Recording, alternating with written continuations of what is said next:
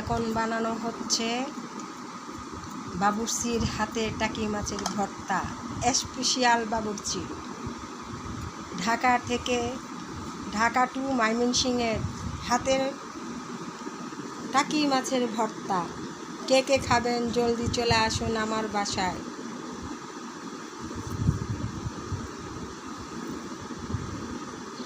তো ভর্তাটা সেরকম হবে মনে হয়, মাখতে মাখতে মাছের হাদা মাদা বের করে ফেলছে।